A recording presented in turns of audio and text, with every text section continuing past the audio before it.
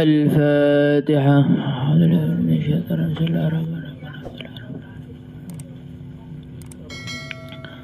إياك نعبد وإياك نستعين.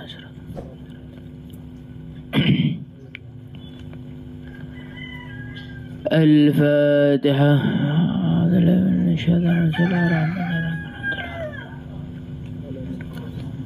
إياك نعبد وإياك نستعين.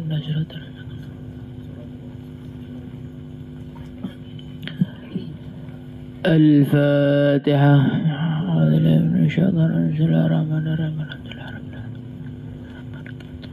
إياك نعبد وإياك نستعين. صراط المستقيم صراط الذين أنعمت عليهم. الفاتحة.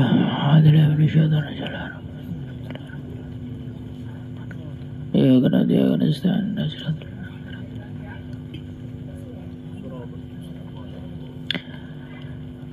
الفاتحة.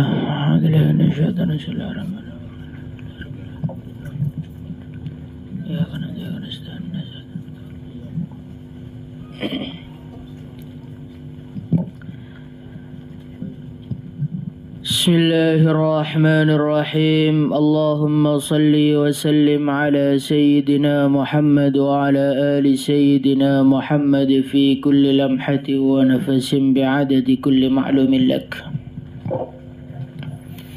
Al-Khamisah.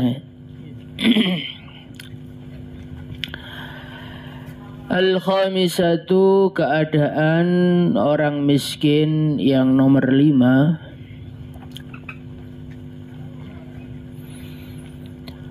Ayyakuna adalah ayyakuna ma faqadahu.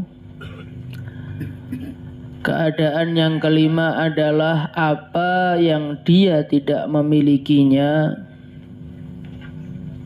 Minal mali, dari harta, muttarran ilaih, adalah perkara-perkara yang sangat-sangat dia butuhkan. Ia sangat-sangat kepepet dengan sangat-sangat membutuhkan harta tersebut.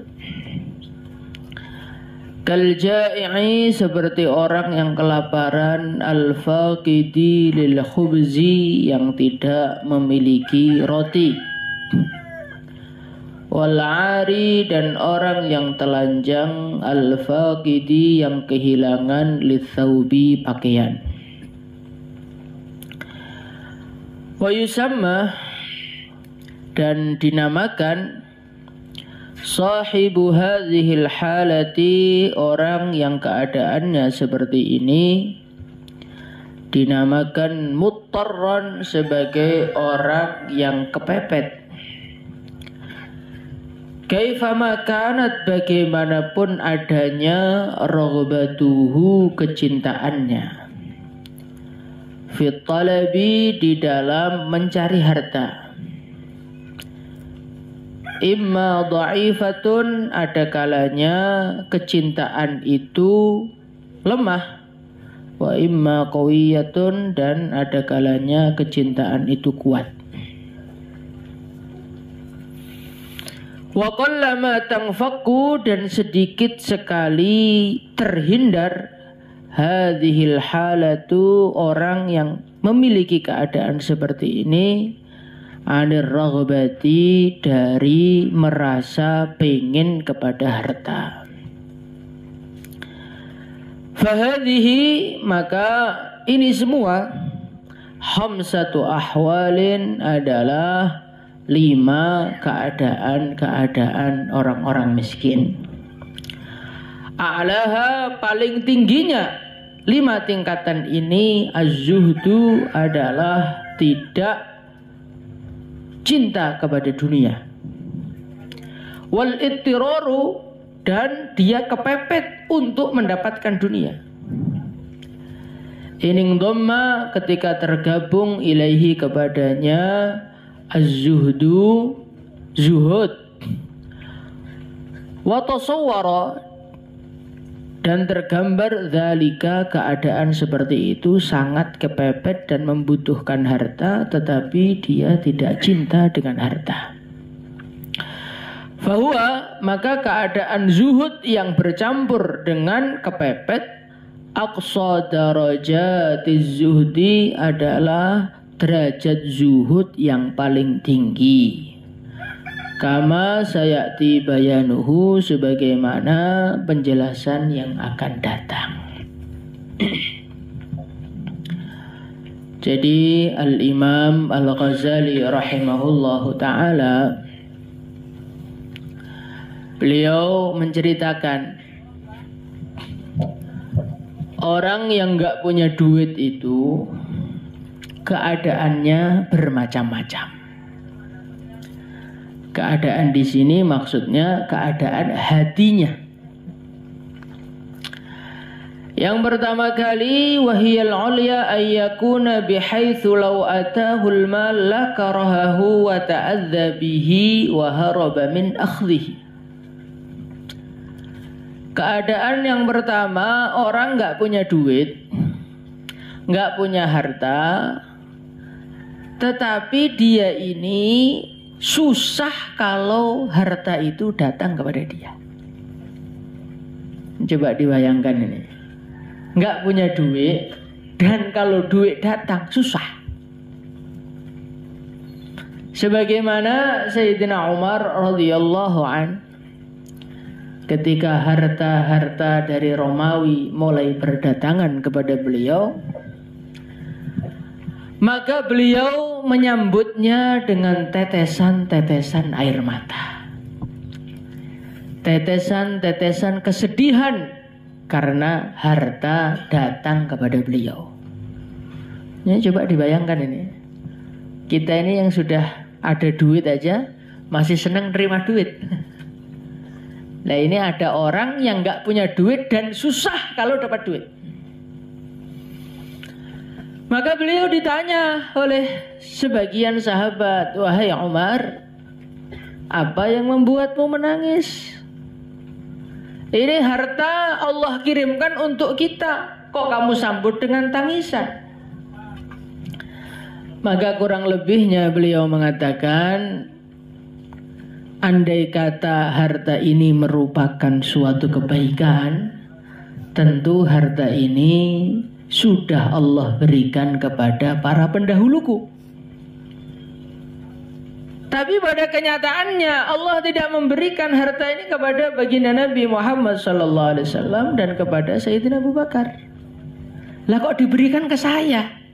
Saya khawatir harta ini datang kepada saya, akhirnya saya tidak bisa menyusul mereka di akhirat nanti.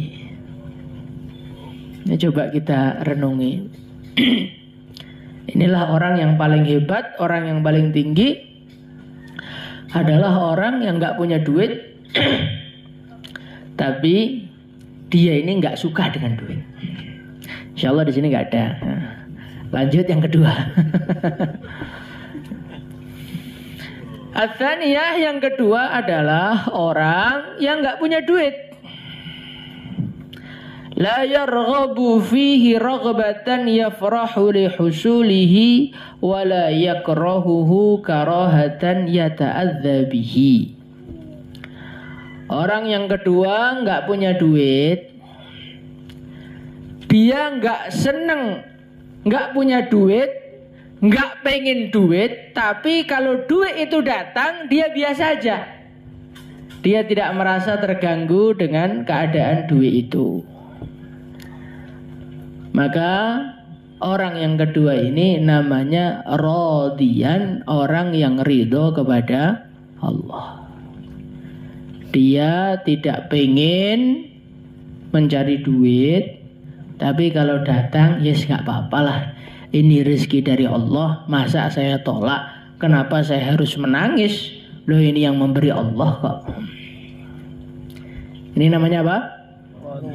Radiyan, orang yang ridho. Ini juga kita nggak masuk ini. Yang ketiga mungkin ini, ayyakuna wujudul mali ahabba ilaihi min adamihi li raghbatin lahu fihi. Walakin lam yablugh min raghbatihi ayyan hadha li talabihi.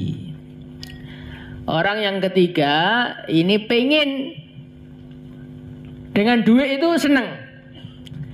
Tapi kalau harus capek-capek mencari duit, nggak maulah. Saya itu lebih senang ngaji, lebih senang wiridan. Kalau dapat duit, ya alhamdulillah, duit itu manfaatnya juga banyak. Tapi kalau suruh kerja, suruh capek-capek, lobby ke sana, lobby ke sini, menawarkan ke sana, menawarkan ke sini, nggak usah lah, capek. Maka orang seperti ini namanya qani'an, orang yang qanaah. Maka orang Indonesia kan membahasakan qanaah itu orang yang menerima apa yang Allah bagikan. Kalau Allah kasih duit senang. Tapi kalau suruh cari duit nggak mau lah. Saya ini mencapek-capekkan diri untuk dunia itu kayaknya kok sayang banget Pak. Di dunia ini umurnya nggak panjang, yang nggak lama, akhirat selama-lamanya. Masa waktu saya hanya untuk upload status dagangan aja kan capek. Itu sudah bagian dari qanaah Kang. Upload status itu bagian dari qanaah. Kenapa saya katakan qanaah? Karena dia nggak mau capek kan. Cuma foto-foto status kan nggak capek, tapi harus keliling-keliling nggak mau. Lah ini bagian dari qanaah. Tenang aja San, nggak apa-apa. Kemudian tingkatan yang keempat. Jadi ketiga ini kita mungkin, tingkatan yang keempat sangat mungkin ini. Apa itu? Nggak punya duit, nggak kerja, bukan karena nggak senang. Sebetulnya senang, cuman belum ada peluang. Belum ada yang nawari dan dagangannya nggak laku. Maka orang seperti ini istilahnya sufi namanya harisun. Orang yang sangat-sangat rakus dengan dunia. Kalau talibun itu orang yang mencari dunia. Kalau muridun orang yang menginginkan dunia. Kalau harisun itu orang yang sangat serakah dengan dunia. Sangat rakus dengan dunia. Nah ini kira-kira yang keempat ini bagaimana ini? Jangan-jangan kita ini di pondok ikut ngajar itu karena nggak ada gaji yang lebih besar gitu loh. Kalau kira-kira ada gaji peluang yang lebih besar, lebih menguntungkan, lebih menyenangkan, maka akan pamit baik-baik dengan Ustadz Ihsan. Ustadz ini kayaknya saya ini ilmu saya terbatas Ustadz. Kalau suruh ngaji lama-lama ngajar kayak saya takut menyesatkan umat. Padahal ada tawaran-tawaran pekerjaan yang lebih menggiurkan. Maka Ustadz seperti ini namanya Ustadz Haris. Ustadz yang sangat rakus dengan dunia. Semoga Allah Subhanahu wa taala melindungi kita semuanya. Al-khamisatu yang nomor 5 adalah orang yang gak punya duit sampai tingkatan betul-betul melas. Sampai tingkatan gak punya apa-apa, gak bisa makan apa-apa, ya karena gak ada makanannya. Bahkan berpakaian pun kesulitan karena dia sudah gak punya pakaian. Maka orang seperti ini istilahnya sufi itu mutor, orang yang kepepet. Maka orang yang kepepet seperti ini sangat-sangat jarang sekali mereka tidak cinta sama dunia. Karena dia butuh 2 hari belum makan. Apakah orang seperti ini masih tidak berharap makanan? Wah, itu sangat jauh sekali. Di saat musim dingin dia nggak punya pakaian, dia sudah membigil nggak karu-karuan. Apakah orang seperti ini tidak berharap mendapatkan pakaian? Berharap nggak? Rata-rata wa qallama tanfakku hadhil halatu 'anir raghbah. Imam Ghazali mengatakan orang yang keadaan seperti ini sangat sedikit sekali yang di dalam hatinya nggak ada kepinginan kepada harta, itu sangat sedikit sekali. Tapi kata beliau, kalau ada yang sudah kepepet seperti itu, kelaparan seperti itu, kedinginan seperti itu, kok masih tidak pengen dengan dunia dan susah kalau mendapatkan dunia, maka orang seperti ini adalah a'la darajatiz zuhdi, adalah manusia yang derajat zuhudnya tertinggi. Karena dia sudah kelaparan, dia nggak punya pakaian, tapi dia masih nggak mau dikasih makan dan nggak mau dikasih pakaian. Gimana? Mau tingkatan kelima? Mau apa enggak? Yang paling enak itu ya tingkatan yang ke-6 ini. Fahadhihi wa wara'a hadhil ahwal al-khamsah, dan di belakang keadaan-keadaan yang 5 ini, wa wara'u hadhil ahwal al-khamsah halatun, ada satu keadaan. Hiya, keadaan tersebut a'la, lebih tinggi, minaz zuhdi, dari zuhud. Jadi 5 keadaan tadi ternyata masih ada yang lebih tinggi lagi. Apa itu? Wahia, keadaan tersebut ayyastawiya, adalah sama, indahu, di sisinya, wujudul mali, wujudnya harta, wa faqduhu, dan tidak adanya harta. Fa in wajadahu, kalau dia menemukan harta, lam yafrah bihi, dia tidak senang dengan harta. Walam yata'adza, dan dia sama sekali tidak merasa terganggu dengan adanya harta. Wa in faqadahu, kalau dia kehilangan harta, fakadzalika, begitu juga, dia tidak merasa senang dan dia juga tidak merasa susah. Tapi bagaimana? Dia biasa aja. Dapat duit biasa aja, nggak punya duit juga biasa aja. Ini justru tingkatan yang tertinggi. Loh Pak, masa Pak? Bukankah tingkatan yang tertinggi itu benci dengan dunia? Oh tidak. Tingkatan yang tertinggi itu malah dengan dunia biasa aja. Karena kalau orang itu di dalam hatinya, nanti diterangkan di belakang, tapi saya kasih mukadimah dulu. Karena orang yang di dalam hatinya itu masih ada benci kepada dunia, bagus. Dia akan menjauh dari dunia, dia akan selamat dari godaan dunia. Tapi rasa benci kepada dunia mengganggu kecintaan dia kepada Allah. Nah, kok bisa Pak? Saya kasih gambaran. Kamu sedang bermesra-mesra dengan istrimu. Masih pengantin baru, bukan kayak sekarang. Umpamanya, kamu bayangkan kamu sedang senang-senang dengan istrimu di satu tempat yang tidak ada seorang pun yang melihat kamu. Dengan kamu bersenang-senang dengan istrimu, di sampingnya manusia yang paling kamu benci. Kira-kira rasanya enak mana? Enak yang sepi apa enak yang ada orang yang kehadiran orang yang kamu benci? Sepi apa kehadiran orang benci? Sepi. Gini aja lah, contoh zaman kamu di pondok aja. Kamu ketika ngobrol dengan seorang teman yang kamu senangi, nggak ada orang dengan ada keamanan di samping kamu. Gimana? Rasanya gimana rasanya? Ini saya harus tanya sama siapa ini? Nah, begitu juga. Orang yang kamu benci itu ibarat dunia. Kalau di dalam hati kamu masih ada kebencian kepada dunia, maka kamu tidak akan bisa maksimal cinta kepada Allah. Namanya orang benci, Benci itu kan letaknya di hati. Berarti kecintaan kamu kepada Allah di dalam hati kamu terpotong ruangnya dengan kebencian kamu kepada dunia. Maka kecintaan kamu kepada Allah Subhanahu wa taala itu tidak totalitas.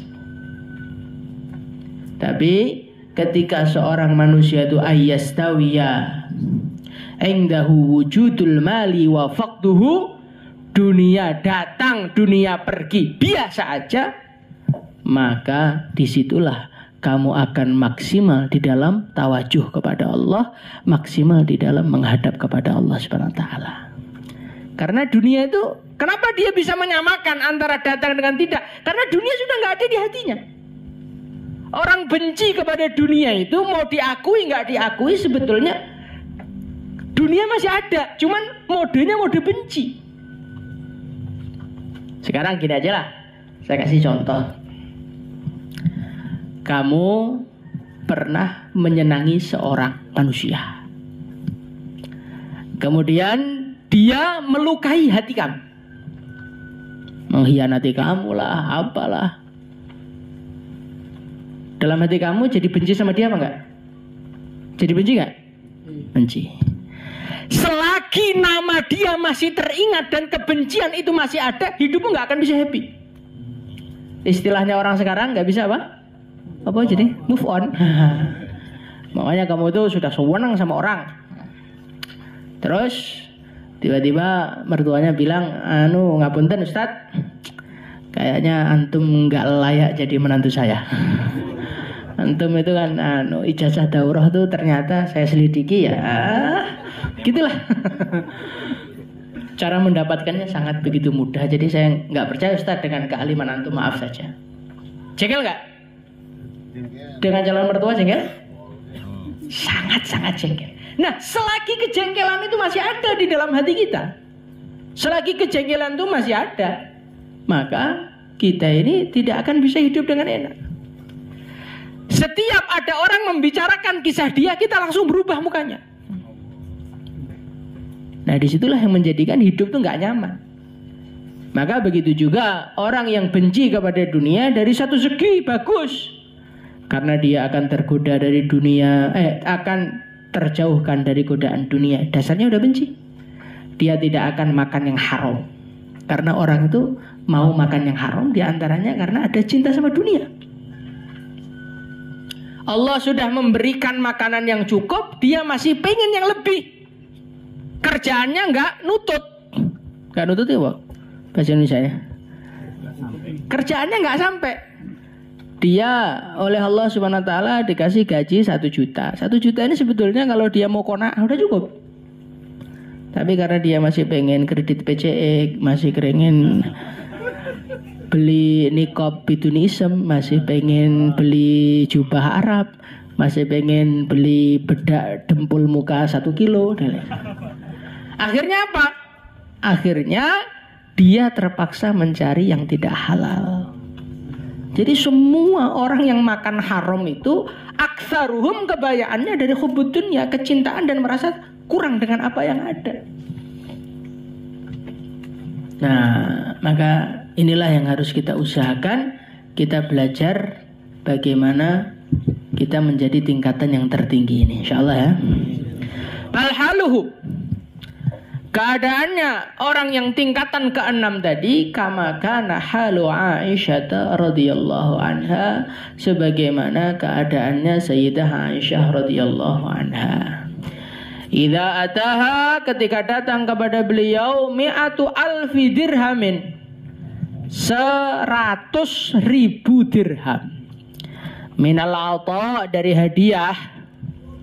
Fa'akhadatha, maka beliau mengambil harta tersebut. Wa farraqatha, dan beliau membaginya. Min yaumiha, hari itu juga habis. Faqalat, maka mengatakan khadimatuha, pembantu beliau, mastata'ti, apakah engkau tidak mampu, fima farraqti, di dalam apa yang kau bagi, al yauma, pada hari ini, ang tashtariya, untuk membeli, lana, untuk kami, bidirhamin, dengan 1 dirham lahman daging. Nuftiru, yang kami akan berbuka puasa alaihi, lauk daging tersebut. Faqalat, maka Sayyidah Aisyah beliau mengatakan, lau dzakirtini la fa'altu. Andai kata engkau, lau dzakartini, andai kata engkau mengingatkan aku, la fa'altu, maka sungguh aku akan melakukan. Jadi orang yang tingkatan ke-6 ini seperti Sayyidah Aisyah radhiyallahu anha. Sayyidah Aisyah radhiyallahu anha ini, beliau suatu hari dikasih hadiah 100.000 dirham. Tadi saya ngecek harga dirham itu, 1 dirham sekarang 230.000 rupiah. Itu saya kalikan 100.000 jadinya 22.990 juta atau 23 miliar. Ya kayak gini, kasih hadiah itu 23 miliar. Maka hari itu juga langsung disedekahkan, habis. Pembantunya bilang, wahai Aisyah, kita ini puasa, mau buka nggak ada lauk. Coba tadi kalau disisihkan 1 dirham untuk beli lauk kan ya, biar bukanya agak enak gitu loh. Maka beliau mengatakan, lau dzakartini la fa'altu. Salahmu dewe, baru kamu ingatkan setelah habis. Coba kamu ingatkan sebelum habis, ya insya Allah saya sisihkan. Lah kamu nggak ngomong ya, akhirnya tak sedekahkan, saya nggak perlu kok dengan duit. Ini loh Kang, Masya Allah. Sayyidah Aisyah radhiyallahu anha, siapakah beliau? Beliau adalah istrinya Rasulullah sallallahu alaihi wasallam. Lah beliau inilah yang seharusnya diidolakan oleh para wanita, dan seharusnya inilah yang harus ditiru oleh para wanita, terutama wanita-wanita muslimah, terutama wanita-wanita yang pernah nyantri. Hidup itu nirulah Sayyidah Aisyah radhiyallahu anha. Jangan kita ini sudah pakai cadar, sudah pakai niqab, ditutup wajahnya, mondoknya 8 tahun, tapi kalau otaknya dibuka isinya kayak korun. Pikirannya duit terus. Nuntut kepada suaminya untuk membelikan ini dan itu, tuntutannya menyesuaikan keadaan zaman. Nanti kan malu kalau pas kumpulan-kumpulan alumni niqabnya paling miring sendiri. Kalau kumpulan alumni bajunya kelihatan masih yang buatan 2015 kan malu. Wahai para wanita, bacalah sejarah Sayyidah Aisyah radhiyallahu anha. Dalam satu riwayat, Sayyidah Aisyah dipeseni oleh baginda Nabi, wahai Aisyah, janganlah engkau mengganti bajumu kecuali karena rusak dan nggak bisa dipakai lagi. Kalau cuman gara-gara sobek, cuman gara-gara masih bisa dijahit lagi, nggak usah. Itu pesannya siapa? Rasulullah Sallallahu Alaihi Wasallam kepada istrinya yang paling beliau cintai. Maka kalau ada orang bilang suami kok permintaan istri nggak dituruti, istrinya nggak dikasih pakaian yang mahal-mahal, yang bagus-bagus, itu adalah suami yang nggak cinta sama istrinya. Oh, andai kata arti dari mencintai itu adalah menuruti, ya tentu Rasulullah SAW istrinya akan dikasih pakaian-pakaian yang mahal, istrinya akan diberikan rumah-rumah yang besar. Nyatanya tidak. Nyatanya tidak. Kalau diberi uang banyak, ada. Diberi makanan yang banyak. Nanti ketika Rasulullah SAW, jadi wanita dijatuhkan, laki-laki perlu jatuhkan juga nih, biar imbang kan, masa perempuan terus yang diajar, kasihan. Dalam satu riwayat, setelah Rasulullah Shallallahu Alaihi Wasallam menaklukkan Khaybar, maka Rasulullah Shallallahu Alaihi Wasallam mendapatkan tanah Fadak namanya. Tanah Fadak itu bagi hasil antara baginda Nabi Muhammad Shallallahu Alaihi Wasallam dengan orang-orang Yahudi.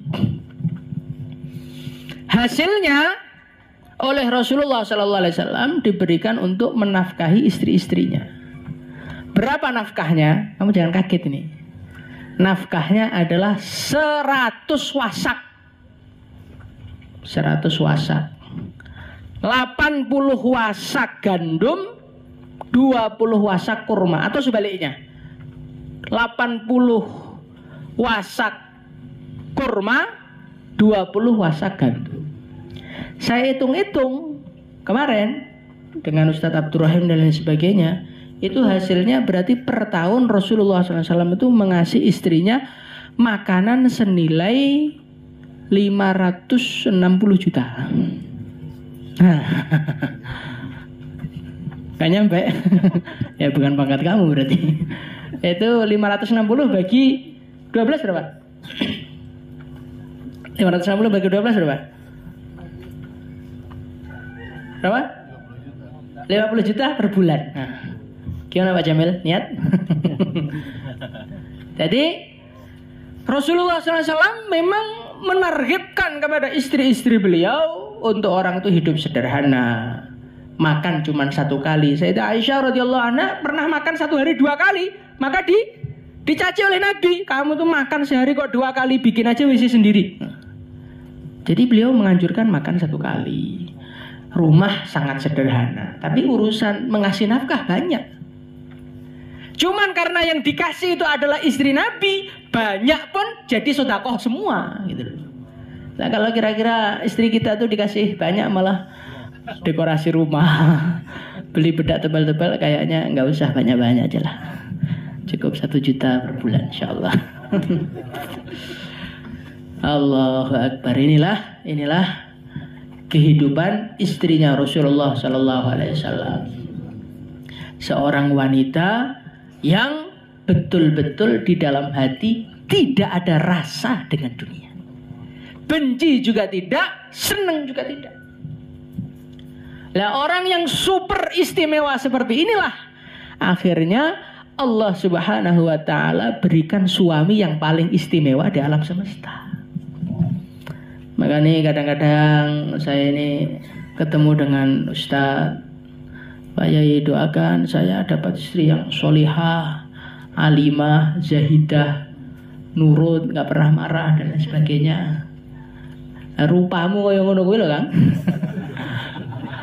Kita sendiri itu masih suka main HP. Kita sendiri itu masih suka melihat wanita yang bukan istrinya dan bukan mahramnya. Terus pengen wanita solihah. Itu loh sudah dikatakan di dalam Al-Quran. Orang jelek dapat orang jelek. At-tayyibatu lit-tayyibin wa tayyibuna lit-tayyibat. Orang yang baik Allah akan beri yang baik. Orang yang jelek Allah akan beri yang jelek. Maka ya ngapunten saja kalau di pondok dulu Anda tidak terlalu berprestasi, suka alfa, terus dapat istri the best dan juara 1 di putri, ya kayaknya kejauhan. Nah, begitu juga wanita-wanita yang pemalas, gak pernah ngaji, mendambakan seorang ustadz yang soleh, seorang ustadz yang aktivis tablek. Kayak Ustadz Ihsan nih. Tablek apa nggak tahu saya.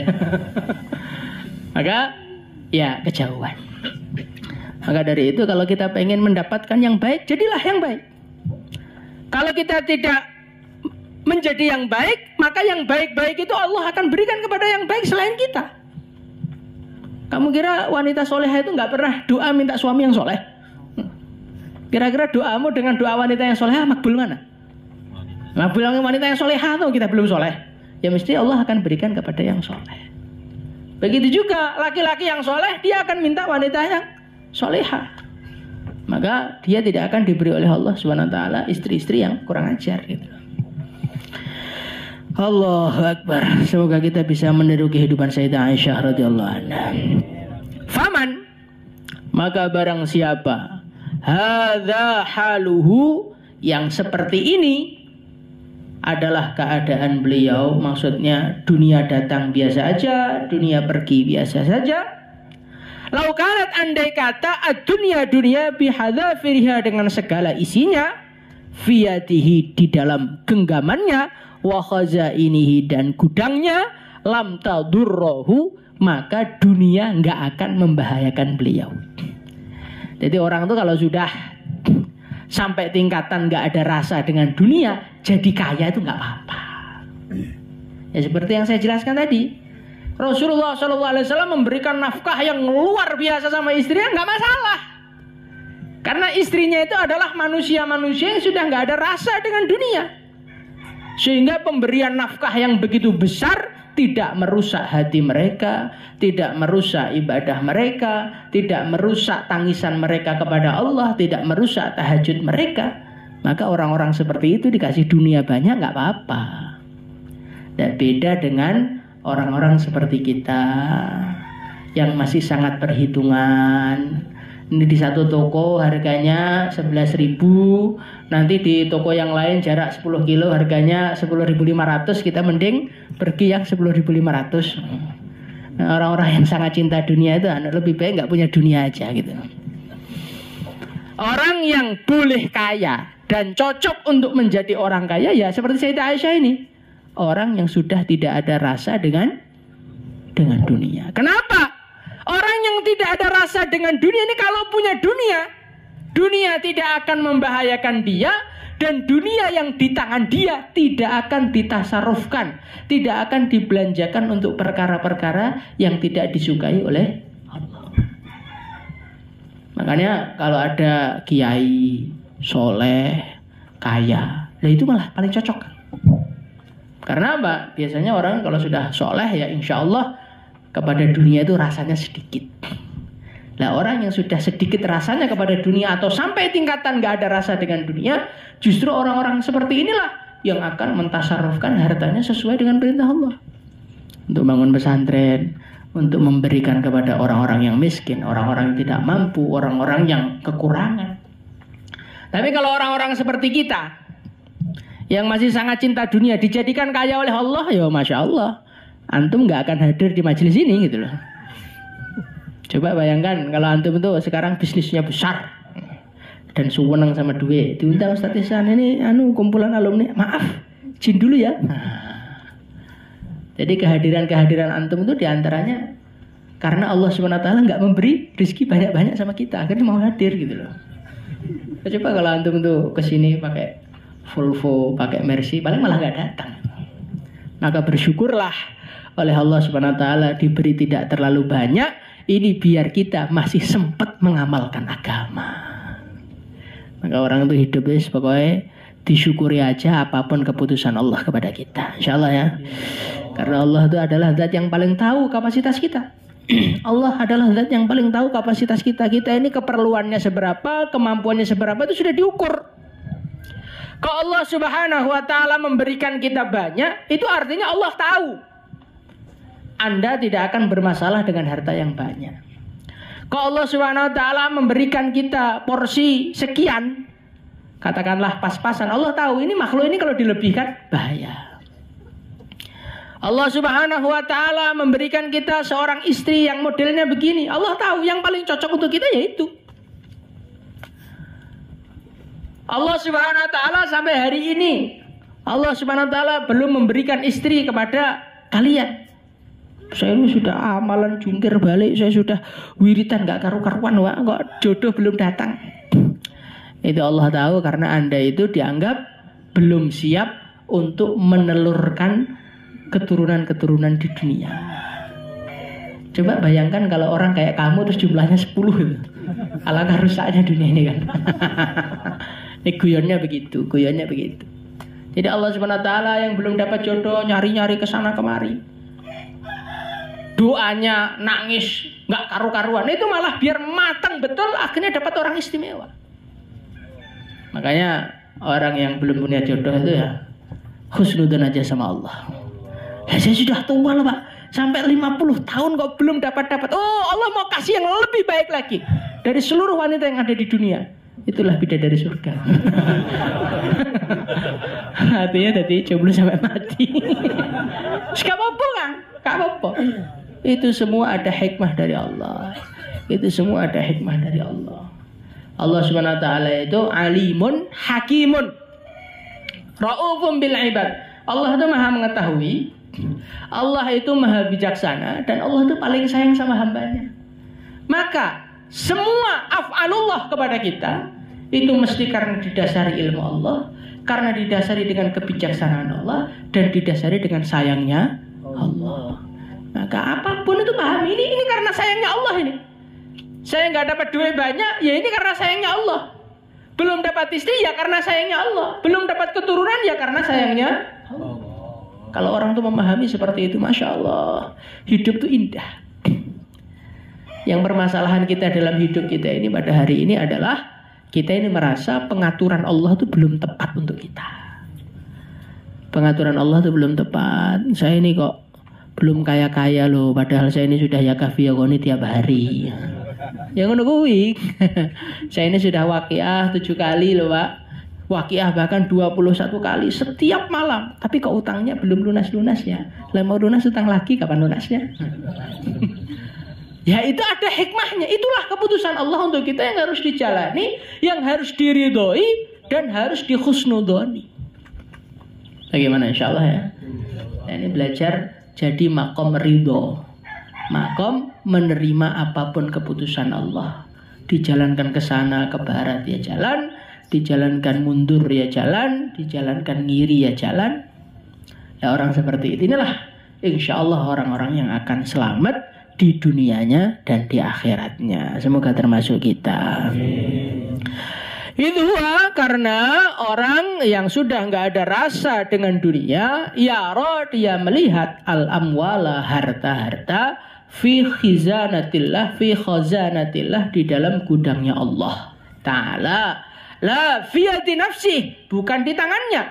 Fala yufarriku, maka orang seperti ini dia tidak membedakan baina ang takuna fiyadihi au fiyadi ghairihi, maka dia tidak membedakan antara harta itu ada di tangannya ataupun di tangan orang lain.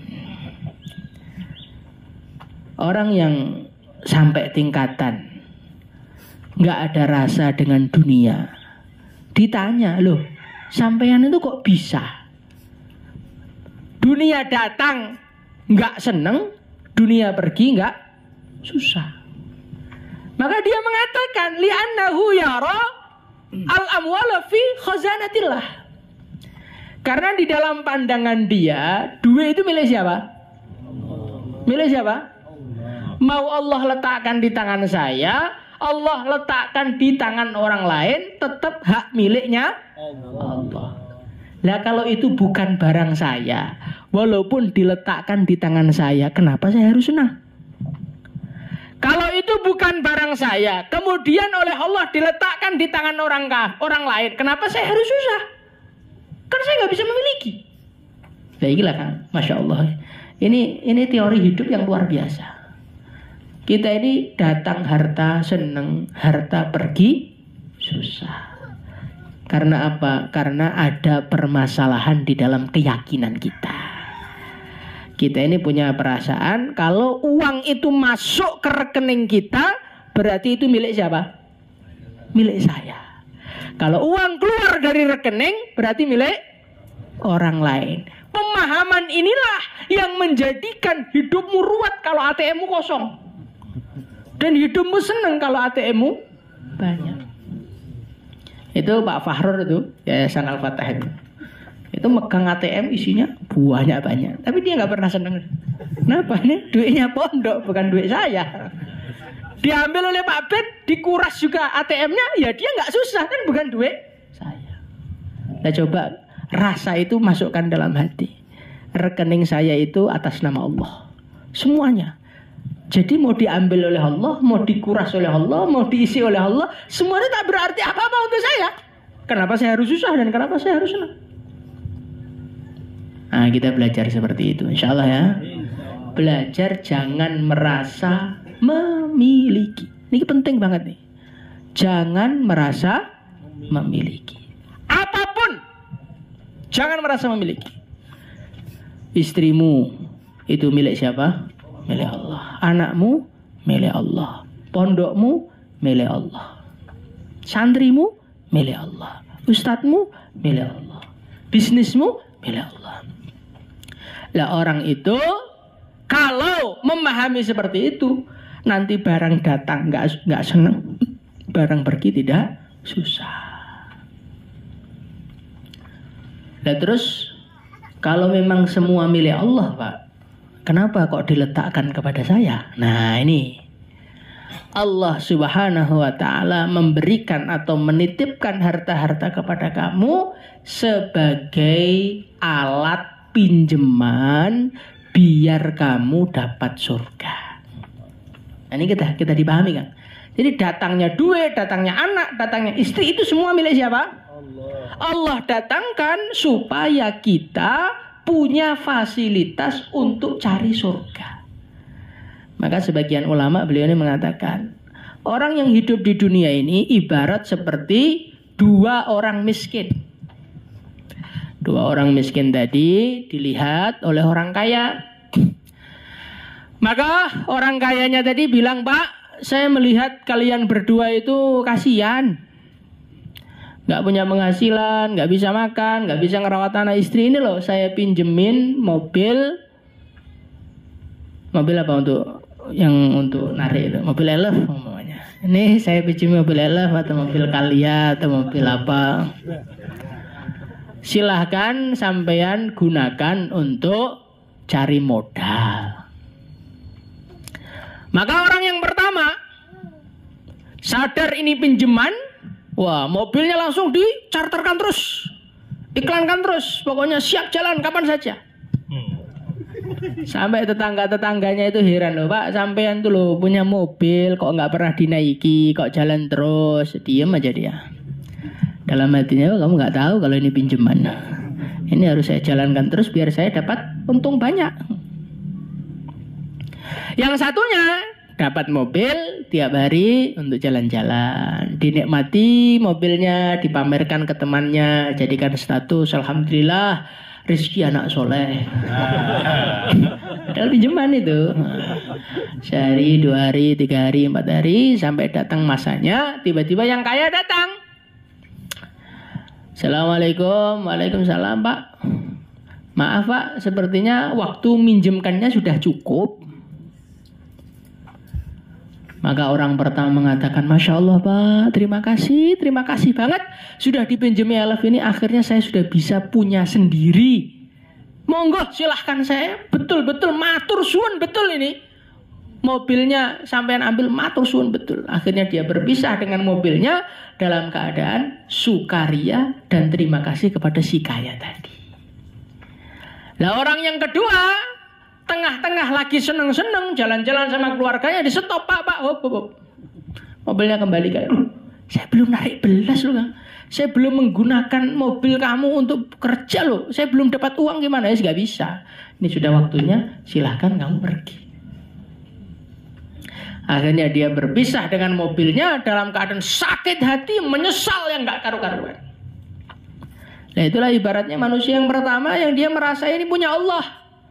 Badan punya Allah, istri punya Allah, anak punya Allah, mobil punya Allah. Digunakan terus untuk agama.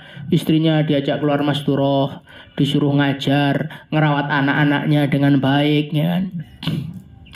Mobilnya untuk agama, uangnya untuk agama, tenaganya untuk agama. Sampai orang bilang, kamu tuh hidup di dunia kok nggak happy belas loh. Takaza sana, takaza sini, jalan sana, jalan sini. Kapan kamu mau menikmati hidup tuh kapan? Ya, senyum aja. Sehari, 2 hari, 3 hari, malaikat Israel mampir. Assalamualaikum, Pak Yusuf. Waalaikumsalam. Antum siapa? Kok ganteng sekali? Anu, saya malaikat Israel nih. Ada apa? Biasalah, mau ngapain juga kalau nggak nyabut nyawa kamu. Cabut nyawanya dalam keadaan sudah sukacita. Alhamdulillah, dulu saya untuk ngaji, untuk wiridan, untuk dakwah, untuk khidmat pada umat, akhirnya pisah dengan badan, pisah dengan dunia, pisah dengan segala titipan Allah dalam keadaan terima kasih kepada Allah. Ya Allah, Engkau telah memfasilitasi saya. Ini semua milik kamu, milik Engkau, tapi semua ini menjadikan saya mendapatkan surga. Akhirnya mlebu surga. Semoga termasuk kita semua. Nah, yang kedua ini, harta dinikmati, dipamerkan, nggak pernah amal, nggak pernah ngaji, nggak pernah wiridan. Nanti malaikat Israel datang, teriak-teriak, malaikat belum sempat akhirna ila ajalin qarib, beli jedalah berapa hari lagi lah mau kumpul ini untuk bekal akhirat. Nggak bisa, ini pinjaman kok mau dikembalikan pada Allah. Naudzubillah, akhirnya mati itu dalam keadaan sakit betul, menyesal nggak karu-karuan. Dan ini coba kalau hidup kita ini kita pandang seperti orang pertama tadi, enak kan? Kita mengeluarkan harta nggak berat karena ini milik Allah. Kita menggunakan diri kita untuk agamanya nggak berat, ini badan bukan punya saya kok. Kita menggunakan tanah kita, rumah kita, segala fasilitas kita untuk agama kita nggak sayang karena bukan milik saya. Sampai seorang ulama beliau mengatakan, jangan kalah sama tukang parkir. Mereka itu nggak pernah senang ketika mobil datang dan nggak susah ketika mobil pergi karena dia merasa itu bukan milik dia. Nah, masa kita yang sudah dauratul hadis, yang sudah tahasus, imannya masih di bawahnya tukang parkir. Maka kita belajar nafikan dunia dari hati, jangan merasa ini milik saya, tapi ini pinjaman dari Allah. Bahkan ulama-ulama dulu itu kalau merasa ini pinjaman, tua mbak khawatir. Namanya barang pinjaman itu ya, makainya hati-hati, jangan sampai nabrak, jangan sampai lecet. Nanti kalau lecet saya suruh ganti. Begitu juga barang-barang ini kan milik Allah. Kalau tidak kita gunakan sesuai apa yang dicintai Allah, nanti diurus oleh Allah bagaimana? Dalam satu hadis dikatakan, la tus'alunna 'anin ni'am. Kalian semua nanti oleh Allah akan diurus mengenai kenikmatan-kenikmatan yang Allah berikan. Hei fulan, dulu kamu saya kasih duit bulan sekian, itu duitnya lari kemana? Hei fulan, dulu kamu tahun sekian saya nikahkan istri kamu gunakan untuk apa? Tanggal sekian kamu punya anak kamu gunakan untuk apa? Itu semua ada urusannya. Nah, karena kita sudah ada di tangan kita semuanya, mumpung belum ke akhirat, mari kita tata hidup kita, tata harta kita, anak istri kita sesuai yang dicintai oleh Allah, karena ini memang milik Allah, bukan milik kita semuanya. Insyaallah. Astagfirullah, astagfirullah, astagfirullah, astagfirullah, astagfirullah, astagfirullah, astagfirullah, astagfirullah, astagfirullah, astagfirullah, astagfirullah li walil mu'minin wal mu'minat, astagfirullah li walil mu'minin wal mu'minat, astagfirullah li walil mu'minin wal mu'minat. Allahumma salli salatan kamilah وسلم سلاما تاما على سيدنا محمد الذي تنحل بالعقد وتنفرج بالقرب وتغضى بالحوائج وتناد بالرغائب وحسن الخاتم ويستسقى الغمام بوجه الكريم وعلى آله وصحبه بك